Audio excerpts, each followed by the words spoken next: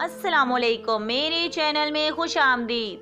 میرے چینل کو سبسکرائب کریں تاکہ میری ہر ویڈیو آپ تک پہنچ جائے۔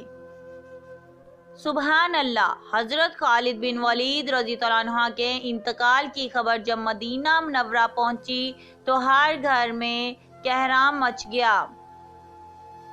حضرت عمر رضی اللہ عنہ خود بھی بہت رنجیدہ ہوئے اور اہل مدینہ کو بھی سوگ منانے کی اجازت دے دی۔ جب حضرت خالد بن ولید رضی اللہ عنہ کو قبر میں اتارا جا رہا تھا تو لوگوں نے یہ دیکھا کہ آپ رضی اللہ عنہ کا گھوڑا اشکر جس پر بیٹھ کے آپ رضی اللہ عنہ نے تمام جنگیں لڑی وہ بھی آنسو بہا رہا تھا۔ حضرت خالد بن ولید رضی اللہ عنہ کے ترکے میں صرف ہتھیار، تلواریں، خنجر اور نیزے تھے۔ ان ہتھیاروں کے علاوہ ایک غلام تھا جو ہمیشہ آپ کے ساتھ رہا تھا۔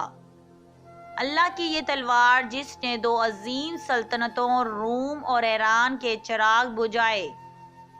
وفات کے وقت ان کے پاس کچھ بھی نہ تھا۔ آپ رضی اللہ عنہ نے جو کچھ بھی کمایا وہ اللہ کی راہ میں خرچ کر دیا، ساری زندگی میدان جنگ میں گزار دی۔